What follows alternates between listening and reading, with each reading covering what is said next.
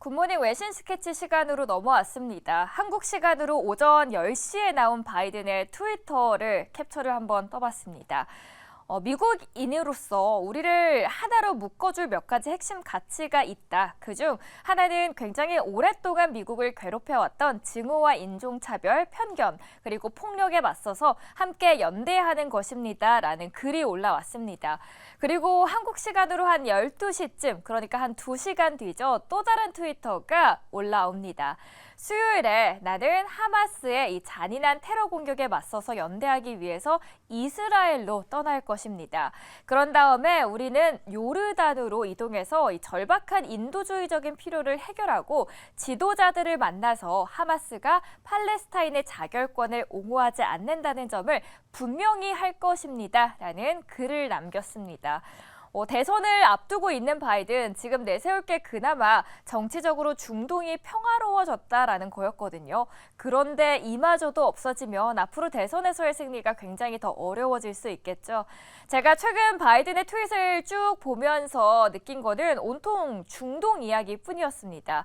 이런 상황에서 바이든의 신경이 지금으로서는 중동에 온통 쏠려 있다는 것을 이 최근의 트윗을 통해서 알 수 있었습니다. 그렇다면 외신은 여기에 대해서 어떻게 평가하고 있을지 한번 보도록 하겠습니다.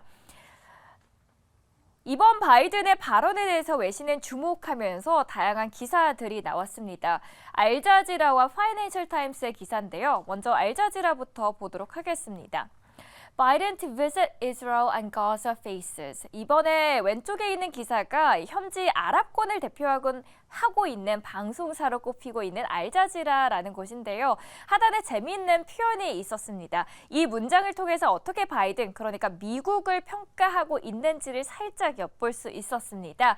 The US president trip is rare and risky choice 이라고 써 있는데, 미국 대통령의 이번 순방은 미국이 이 광범위한 지역 전쟁을 피하기 위해 시도하고 있는 드물고도 위험한 선택입니다. 라고 합니다. 리스크가 함께 있는 미국이 바로 나선다고 해결될 수 있는 문제가 아니라는 시선이 내포되어 있는 게 확인이 됐죠. 그리고 이 옆에는 파이낸셜 타임스의 기사인데 함께 비슷한 이야기로 주목을 하고 있는 상황입니다. 이렇게 지금 전쟁이 터지고 있는 상황에서 바이든이 어떤 행보를 펼칠지는 꾸준히 저희가 함께 지켜보도록 하겠습니다. 두 번째 기사 함께 넘어가 보도록 하죠. 실적 시즌이 계속 발표가 되면서 여러 기업들의 실적이 나오고 있죠. 18일에는 넷플릭스 실적이 발표가 됩니다. 분기 실적을 발표하는데 월가는 어떻게 보고 있을까요? 함께 찾아가 봤습니다. 암호 공유 단속 이후에 3분기 가입자가 이번에 넷플릭스가 약 600만 명 증가했다고 합니다. 이 수치가 어느 정도냐? 올해 가장 많은 가입자가 증가한 건데요. 그래서 결론적으로 올해 가장 강력한 분기 실적을 보일 것으로 굉장히 월가에서는 긍정적으로 이번에 넷플릭스를 바라보고 있습니다. 사실 최근에 파업 이슈도 발목을 잡나 싶었었는데요. 넷플릭스는 강력한 콘텐츠 보유 덕분에 파업을 굉장히 잘 견뎌낼 수 있었던 거고요. 이제 넷플릭스가 사용자들이 작년에 출시했던 광고 옵션 요금제로 더 많이 가입하도록 유도하기 위해서 광고 없는 요금제의 가격을 인상할 것으로 예상을 하고 있습니다. 광고 옵션 사용자들이 더욱더 늘어날수록 광고 수익은 더 높아지겠죠. 지금의 그래서 3분기뿐만 아니라 사실 내년에 광고 기반 시청률은 2배 더 늘어날 것이라고 예상하고 있습니다. 18일 발표되는 넷플릭스 예상에 부합할지 저희와 함께 체크해 나가보도록 하겠습니다. 마지막으로 소식 함께 전해드리도록 하겠습니다. 피치 레이팅의 기사입니다. 국제 신용평가사 피치가 우리나라의 국가 신용 등급과 전망을 제시를 했습니다.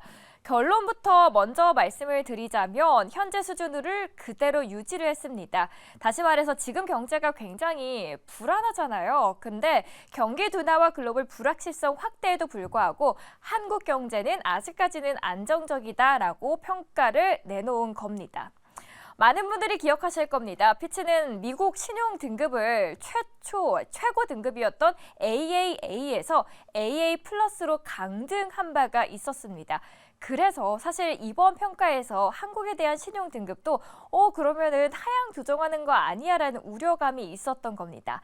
다행히 올해 하반기 한국의 국가 신용등급 평가 결과 기존의 AA-가 유지가 됐고요. 우리나라 등급 전망도 굉장히 안정적이다, 스테이블이라고 평가를 하고 있습니다.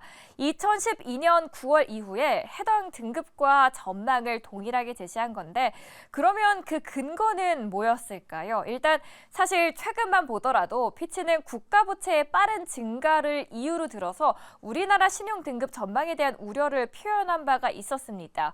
그런데 이 지금 시점에서 달라진 게 있습니다.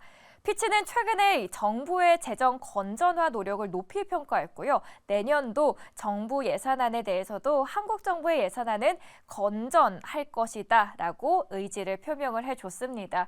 다행히 피치 레이팅에서는 한국 신용 등급 평가를 굉장히 안정적으로 평가하고 있는데 이 흐름이 끝까지 유지됐으면 좋겠네요. 지금까지 가장 주목되고 있는 외신 스케치와 함께 세 가지로 요약을 해드렸습니다.